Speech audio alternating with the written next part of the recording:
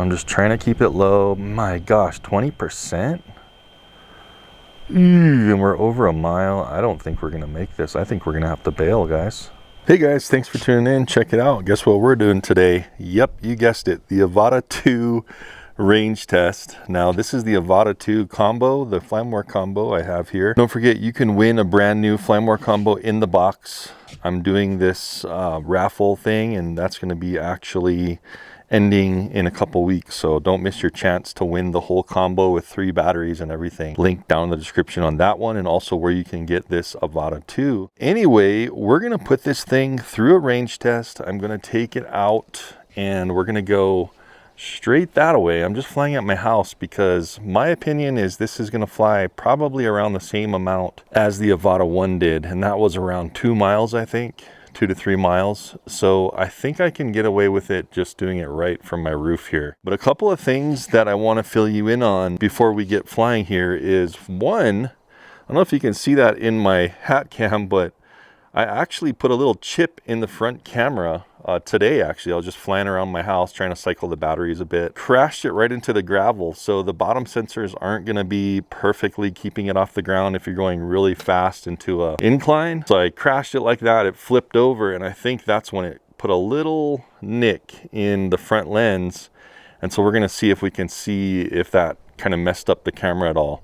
I'm going to be recording on the drone itself for this, and also in the goggles, so you can see exactly what's happening and all of our telemetry and everything. One more thing, guys, kind of learned my lesson on these range tests. I bought a little kit of these Pebble Bee, I think they're called. They're not GPS trackers, they're little just Bluetooth trackers that have like a 300-foot range, and so if this thing falls, runs out of power, or any of my drones that I do tests on like this thing can be recharged. So it's got amazing battery power. You can signal it to beep. It has a loud, high-pitched beep sounding, and it also has lights on the side, so it'll help me locate the drones that I do range tests, and it only weighs about 8 grams. So I figure, okay, 8 grams, that's reasonable. That's pretty darn light. I mean, it's probably gonna soak up a little bit of power using, you know, adding 8 grams to the craft, but I don't have a memory card in it, so maybe that'll balance it out somewhat, because this craft has 50 gigabytes of storage. One of the things that I wish the goggles had is some kind of internal storage. They have nothing, so you have to put an SD card in them to get any kind of screen recording going. I think I also might do 2 range tests in this video, so if you want to stick around, it might be a long one, but I think I'm gonna fly out in normal mode, and that only goes like 18 miles per hour. And then I'm gonna come back, depending on if we lose it or not, fly out in sport mode. There's a lot of opinions about if you can go farther in sport mode, if it's eating too much power. Barely any wind today, maybe 10 coming from the southwest, so this should be a great range test. Let's get this thing up in the air and see how far it gets.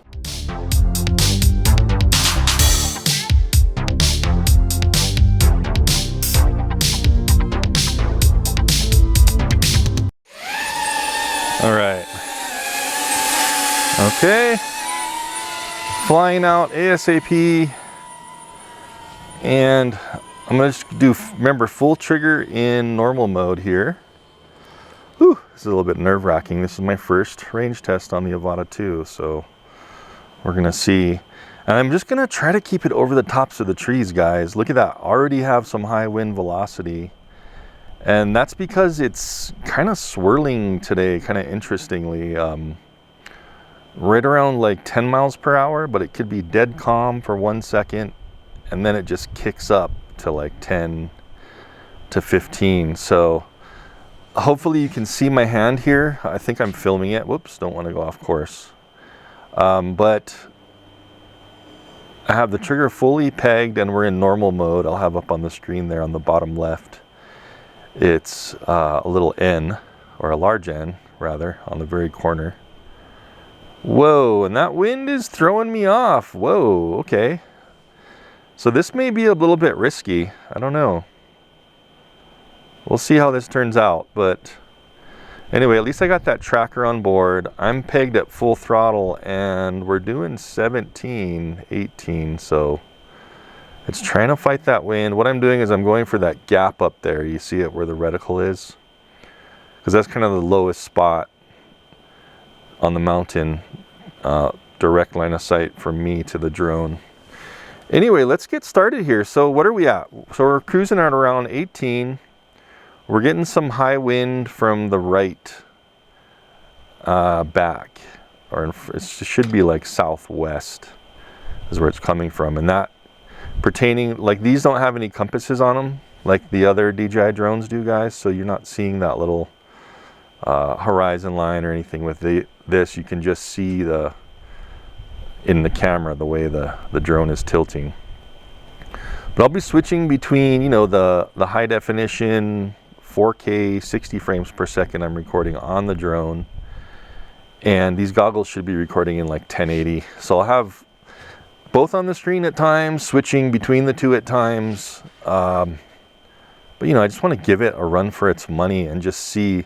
Now remember, the controller links to the goggles, and then the antenna up on the goggles is all that is communicating with the drone. There's no communication between straight directly from the controller to the drone, so you don't have to worry about where your controller is. So I'm just setting it down here on the stucco so you guys can kind of see the controller at times when I want to show it to you. Because some people are asking, actually one of you guys was asking, how is it left-handed? And let's do that real quick.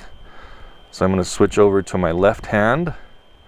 By the way, keep an eye on the telemetry on the screen, guys. So I switched over to my left hand, and you can see with my thumb I can reach all the buttons just fine, and then I just have to kind of reach over for this roller, and that's the roller you're going to use for like pitching the camera up and down. Can't really pitch the camera up and down though when it's in flight mode, when you're flying. And then you can also choose your easy acro modes with this. So don't really need to use this unless you're using easy acro, but all the other buttons are fine. It feels comfortable in my left hand, except maybe your finger might start to hit that roller once in a while. But as you can see, it's no problem in the left hand. So those of you who are asking about how is it in the left hand, it's perfectly fine, except for that one little roller there. Anyway, guys, I know I'm jabbering, but check it out. We're at 70 feet above our launch point altitude. We're over a mile out, so 6,300 feet. And remember, I'm only going like 18 miles per hour for this one. We're at 78% power. All this stuff I'm talking about is on the bottom. And then we have 4.5 minutes on the record time. So far, so good. RC signal is phenomenal, and also the HD video signal is phenomenal. You see it on the bottom right there. All pegged at, what, 4 bars? So I'm gonna just stick. I went up in height a little bit, as you can see. I was gradually climbing because I'm just pointing the reticle right at the horizon line. I'm just gonna set my hand down here. That's more comfortable for these long range flights. So it looks like the wind it's kind of died down a bit, so that's great. It's not really influencing us too much. It's just going to be an off and on wind. There it goes again. So just going to want to be careful of that. If we start kind of losing a little bit of signal, I'm going to be moving my head up and down. I'm seeing 1 bar off of the HD, and the RC is still 100%. Awesome. So let me see if I move my head around a bit, if I can possibly get a little bit more signal. If I move my head up, nope, still down to 3 bars. Move my head a little to the right. No, so we're locked in at 3 bars right now. And I think this is the way to go, definitely. I mean, a lot of you guys have chimed in on my previous range tests and said, keep it low, and that works unless you start losing that direct point to your drone of a signal, right? As I go over this peak here, I'm going to start doing that. You see how the HD just dropped out, so I'm going to have to bring it up a little bit. You don't want to go too high because that'll get in the wind. And so the only thing about this, if you're trying to do these shots, or I mean, we're doing a range test right now, so we're not really worried about shots, but you cannot rotate the camera down at all unless you get into head tracking mode when you're doing this. You can see my HD signal is starting to get weak because I'm a little bit low. and kind of going behind the mountain here, or over the mountain. There we go. I actually just adjusted my position to the right a little because I do have a roof right in front of me. So I just walked to the right. Wow, there we go. And I'm kind of being cleared of my metal roof, and that made a huge difference. Look at that, I gained 1 bar just by doing that. So these kind of little things, just moving yourself around and altering the direction of your goggles and stuff, is going to really help with that signal. So we're going to briefly cross over the road here just to get to the other side, and I want to keep this pretty straight line here. 59%, and how far are we? Just about 2 miles, guys, and this is what I anticipated this thing doing. I'm thinking that if we turn around, I think it turns around at 55%. I'm thinking if we turn around at 55, we're gonna have way too much power left when we get back. So I might just turn around at 50, and hopefully that wind isn't too crazy. But look at this, I'm flying just above the treetops, and I'm still getting great HD video. This is awesome.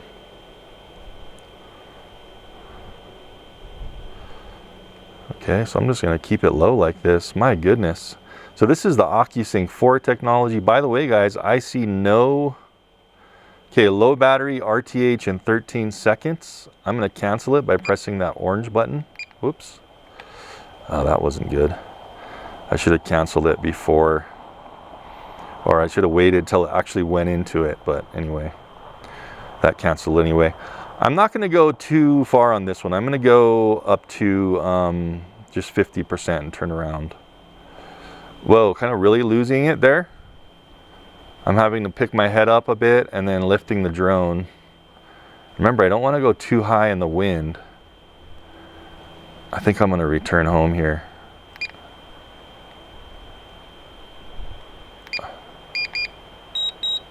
Uh-oh. Don't want to land, that's for sure. We want to do a return to home.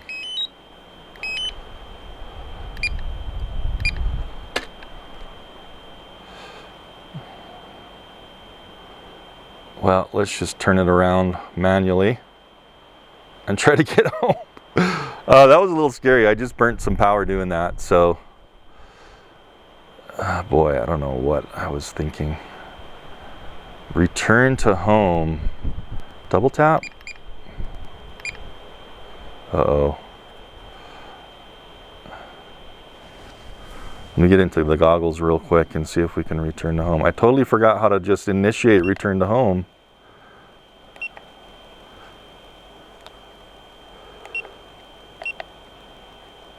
Oh my gosh. How do you just initiate return to home? Press and hold. Let's try that. No, it's just gonna land. So it's really good at returning to home automatically, but oh my gosh, I totally forgot how to return to home. I just wanted to see what it was all about. Anyway, we'll just fly back manually. And remember, we're flying, geez, we're flying in normal mode. I'm getting a little bit nervous here because see how we're going like 17.7 miles per hour? Hopefully we're okay, I don't know. But look at this signal, it's phenomenal. The OcuSync 4 just hasn't even skipped a beat until I turned around a little bit and it kind of like stuttered there.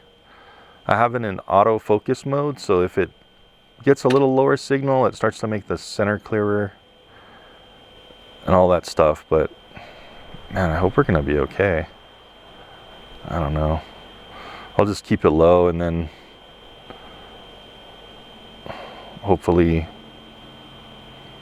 land next to a landmark if we really get low on battery. 35%. Geez, just under 2 miles left. Guys, are we gonna make this? Might have to bail on this one. Of course that wind doesn't help, right? So I don't know if the wind's hitting it, like, was helping it going out and not helping it coming in. This is kind of scaring me. Because look, I'm going 17 and a half, 17 with gusts coming back. But when we were going out, I was hitting like 18, I think. So I may be really skirting it. Of course, it doesn't help if I'm charging in, recording in 4K 60, right? I could stop recording that, but then it will stop my goggles because I have them both to record. So I'm just gonna leave it. Whoa, is that the wind nailing it here? Interesting. So you see that left tilt? And by the way, guys, you can adjust this too. If, for example, you wanted to have the horizon totally steady, you can, there's a setting in the camera where you can make it just like any other DJI drone, and it steadies the horizon as well if you wanted to get those cinematic shots. But for these types of purposes, and you know, if you're just flying FPV, you want to have that tilt. It kind of gives you that effect, and it lets you know how you're turning and stuff. It's totally up to you. By the way, I don't see any problem with the camera. Remember I was telling you there's a nick in it? Ooh, getting kind of close to the trees here, but look how clear that video is. And I'm just over the treetops at like, what, 1.5 miles away? Man, are we gonna make this? Another one, of course. I really hope I don't lose this one. At least I have that tracker on it, and that 8 grams, you know, it's gonna be a little bit of extra weight that probably the drone isn't anticipating, but with the way the wind is, I really don't think there's gonna be an issue with that little bit of power, because if you get a gust that's working against the drone anyway, it sucks power immediately. So I'm not going to worry about a few grams, but I'm just trying to keep it low. My gosh, 20%? And we're over 1 mile. I don't think we're going to make this. I think we're going to have to bail, guys. I think we're going to have to bail. Geez, so I think the wind is kind of hitting it from the side front right here, which is not good. 18%. And this is the reason why I go higher, guys. If I really want to try to make it home, the craft at a certain point will just start dropping, and then you can't bring it any higher. So that's part of the reason why I bring it higher. I'm gonna start turning to the left to try to get near the road and find a clearing. Okay. Man, are we back at like around the same park? Jeez Louise. Yep, look at that. There's that same park I think I was at last time where I lost the other Mini 4 Pro drone. Yeah, we're not gonna make it back with this wind and stuff, so.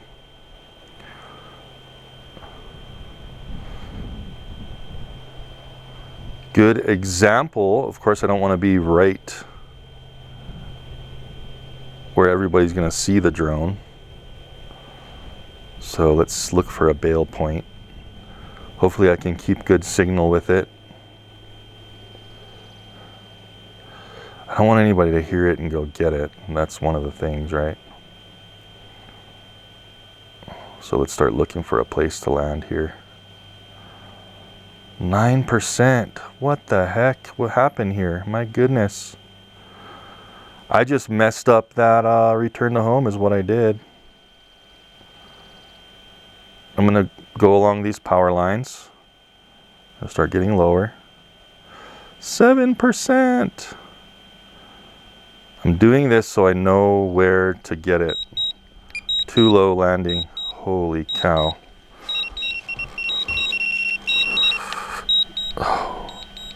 Uh-oh. Disconnected right there. So at least I know I'm in those power lines there, and I have the beeper on it and everything. My gosh, we did it again. Oh, that's what happens when you push it. Let's see if I can find this thing. Hopefully it's easy to find this time with that beeper and stuff. Oh boy.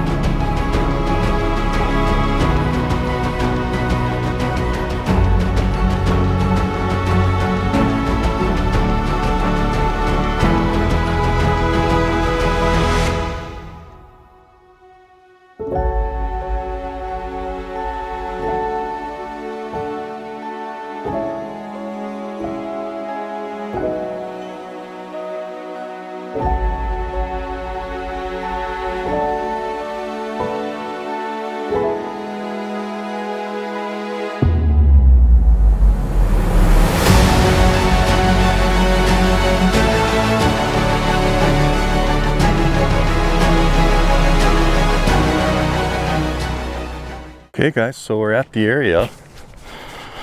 Just parked my truck back there, and remember I was following these telephone poles lines over this way, and I don't know if it's in a tree, but I'm gonna go where I think I'm close, and then, oh, there it is right there.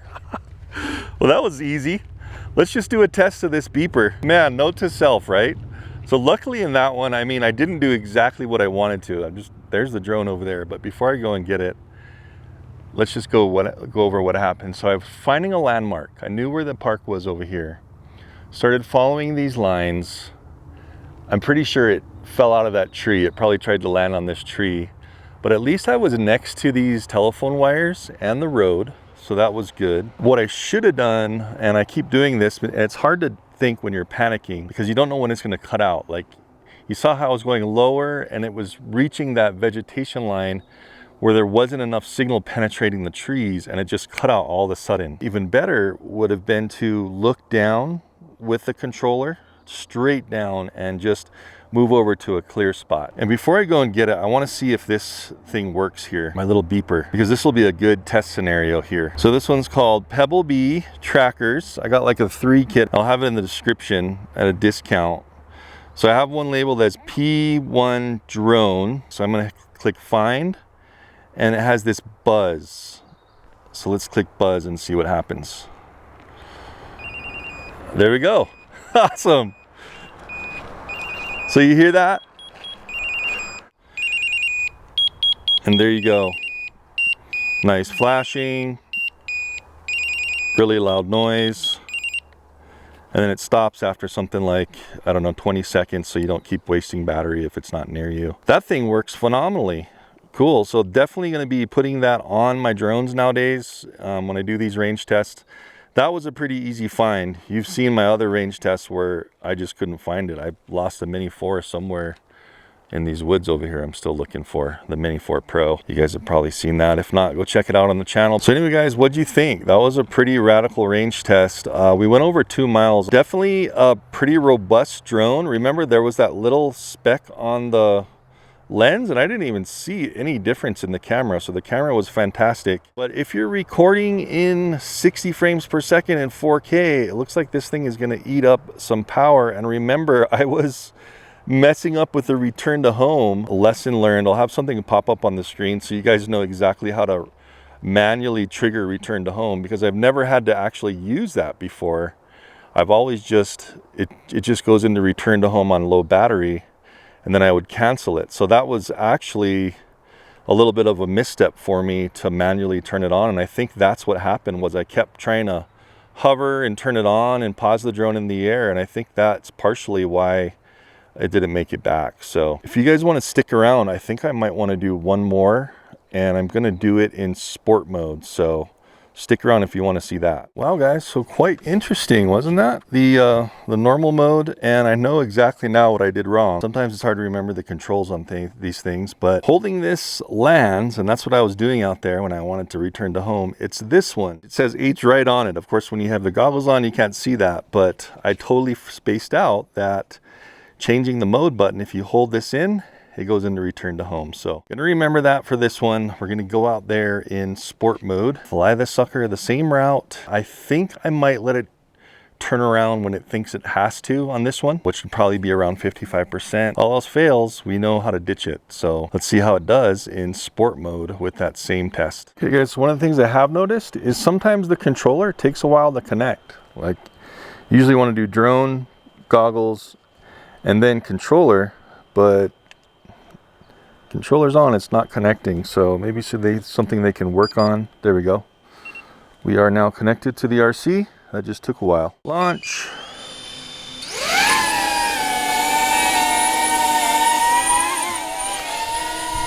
And immediately, I'm going to switch into sport mode, which is this button right there. There we go, we're in sport. Woo, okay. I have a feeling this isn't going to last very long, but a lot of you guys wondering how sport mode does, this is for you. I'm just going to fly in between the houses here just in case something happens. I don't know how hammering the full throttle on sport is going to deal with the battery, so hopefully it doesn't overheat and fail or something. But we're just flying the same route right in between this little valley nook right there. Already at 93% power. I have a feeling this is going to go quick. We're going at 30, between 30 and 35 depending on gusts. I guess I want to bring it down a bit, and remember I was way over here on the edge for the best signal. So the only thing I'm doing different, guys, in this flight is flying straight out in sport mode, and also I'm going to let it turn around when it thinks it needs to. Those are the only two different things. I'm still recording in 4K 60 on the drone. Still recording my goggles. I really hope that all the telemetry's up on the goggles. There was one update, guys, that DJI had, again, since my last flight on all this stuff. So, you know, hopefully that worked out some of the kinks I was having on the first flight review. So again, just staying above the treetops. So remember, 18 miles per hour in normal, 35-ish in sport. So, man, I know some of you guys, I mean, you don't know how it is until you lose a drone, how internally, the way you feel. So forgive me if I was a little bit panicky, or maybe I wasn't externally, but internally, my goodness, I do panic out. So I'm feeling some wind where I'm at now. I'm not sure how it's going to be out there. It just seems really variable today. It's just coming up and then just getting completely still. Right around 73 degrees today, if you guys were wondering. And you can just see the wind kind of hitting it on occasion, right? And that's just what happens with gusts. So here we go. My HD is down 1 bar. 71%. We shall see if we can get any further. I think we're just over 2 miles on the normal mode, and that was only going 18, remember. And here's some news for you. I think this thing's most efficient flight speed is right around 22 to 24 miles per hour. What I didn't show is on another flight, I actually tried the return to home. I went out a little bit and it came back at like 24 miles per hour. So I have a feeling, I'm just saying this now, that, just speculating though, I think this is where we crossed the road, was it? Or maybe a little further up there. Just speculating, I have a feeling that in normal mode, The reason why it's maxed out at 18, I don't know, maybe the sensors, the ground sensor and everything works better.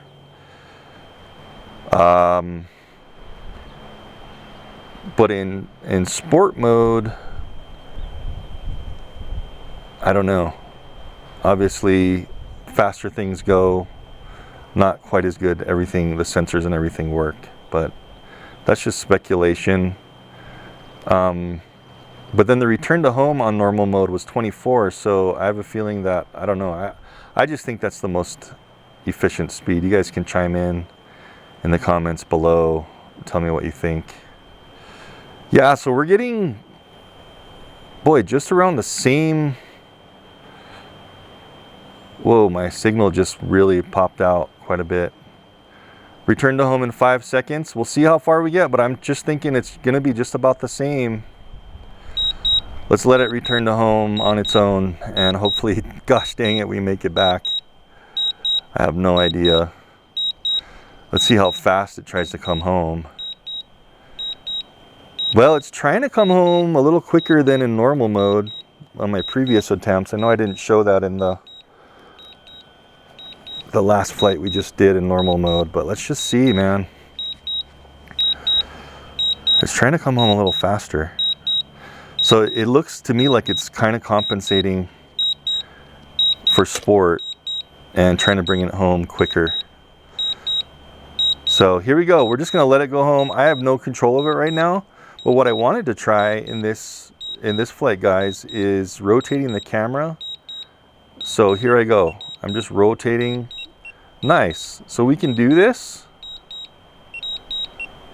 We can rotate the camera up and down if we want. Ooh, look at that wind nailing it. Whoa. Look at that sucker. So the breeze came up. And do you see how it's in focus mode where the perimeter of the screen in the goggles is kind of blurry?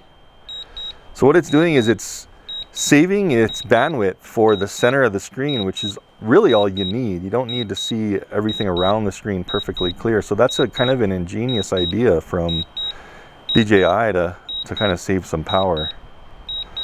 So we're coming back at a little bit higher. Boy, do I want to take over and just get lower. I almost kind of want to. I don't know. I think we might be okay though. I don't want to even touch it because last time, remember, I messed with it. It just burnt so much power because it has to stop and then it has to restart. So that could kill like several percent just doing that. So I'm just going to let it go. Hopefully it can handle this wind. It looks like we're up on the curve a little bit than compared to the last flight. So I think we'll be okay. I do risk drones in my range tests, and you're not going to want to do this on a regular basis. I mean, I only do these range tests so you guys know, you know, at my expense, what happens with these. And, you know, you're not going to be wanting to do this. You definitely don't want to bring your battery below like, you know, 10% very often. Because you'll just eventually degrade your battery and ruin it. And yes, if I were you and you were just buying this for yourself and flying normally, don't let it get much below 20% and let it return to home when it wants to. Those are 2 words of advice, but you guys that watch my videos know what they're all about, and we like to push the limits for science in these videos, and I appreciate you guys that understand that. And those that don't, well, that's the way it is. Some people just don't get it. This is getting quite a bit of wind, guys, from the left. You see it just keeps cranking. But I think we're gonna be okay. We have just under a mile left to go. I do like how you can tilt your camera down on return to home, because you can't do this any other during flight at all unless you pause flight or if you have it in head tracking mode. And maybe we'll try that real quick while it's coming home, since we can't do much. I'm going to go into the goggle menu. I'm just pushing, whoop, that's the bottom. I'm pushing back on the goggle controller. Let's go into head tracking. doesn't let you head track when you're returning to home. All it lets you do is use this roller to go up and down, which is fine. It would be nice, maybe they can enable that to at least head track up and down, but I guess that's just kind of redundant since you can do it with the controller. So obviously, since when you're head tracking, the drone goes side to side, it actually turns its yaw when you turn left and right. It doesn't have a left and right gimbal, just an up and down. And it does that left and right horizon correction with electronic image stabilization. So obviously it's not going to let you turn left or right when you're coming home, or else it would be off of its go-to home trajectory, right? So check this out, guys. Wow. Let's see how high we can go up with this camera. I didn't even explain that in my flight test. It's only letting me go 56 at this speed. If you're hovering, you can go higher. See how low we can go. Oh, it's covered up by that, but it looks like it's pretty much 90. Look at that sun reflection on the earth. That's kind of interesting, huh? So we're gonna get home just fine in sport mode, and there you go. With a little bit of wind out, you really want to just let it come home when it wants to, because you don't, normal use, you know. I'm gonna cancel this return to home, pressing the orange button. That's why it was confusing me, because it's the orange button to cancel, but it's not the orange button to start a return to home. Just to land and to switch modes is this button right here. So I'm in normal mode. I'm gonna bring it in because I'm already at 14%. While I have you here though, look what this thing can do. Hopefully I don't crash it.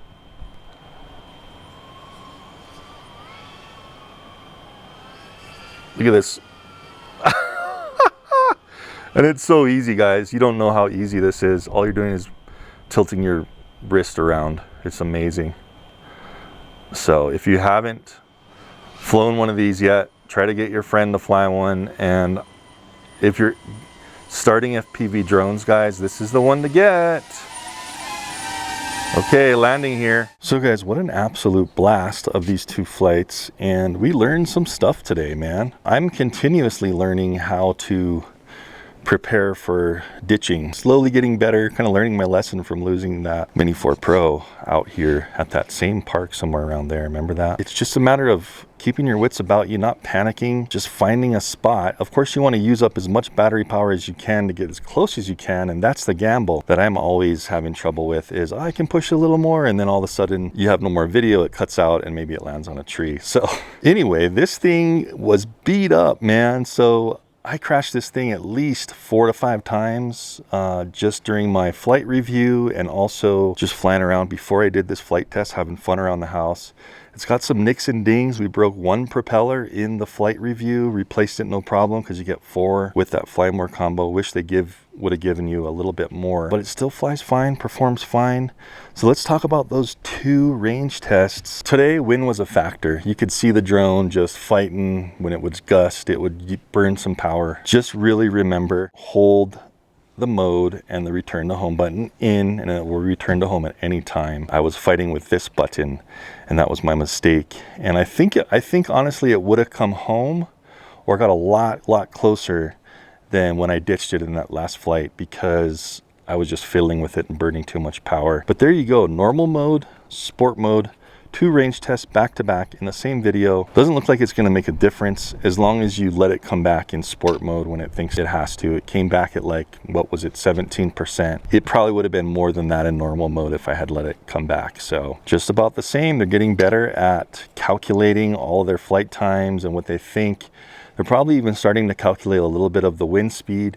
When it detects wind out there, it's going to fluctuate on that flight time and return to home time as well. And it seems like they're calculating that better and better. This little Pebble Bee, guys, I did grind off. It had a little clip tag on it, like a little piece of plastic. I just grinded that off because this is going to be my designated drone tag. This thing works great. I did the demo in the woods over there for you. It's really loud. You can recharge it, unlike Apple AirTags, my goodness, and it lasts I think it lasts more than a month. I think they said like something like up to 6 months, but of course that depends on how much you're using it and connecting it to. But at least you can recharge it, and it has lights on it, really bright lights, and it's really loud. So I'm going to be putting this on all of my range test crafts from now on. Anyway guys, I think that's going to kind of wrap it up. Don't forget, I'm raffling one of these off, the whole Flymore combo with 3 batteries like I was explaining, and that thing is ending in a couple of weeks. So don't forget to check the links down below where you can get the Avata 2 if you want to buy it, and also if you want to enter that drawing, that'll be down below as well, so don't miss that. I hope you enjoyed the video. I had a blast,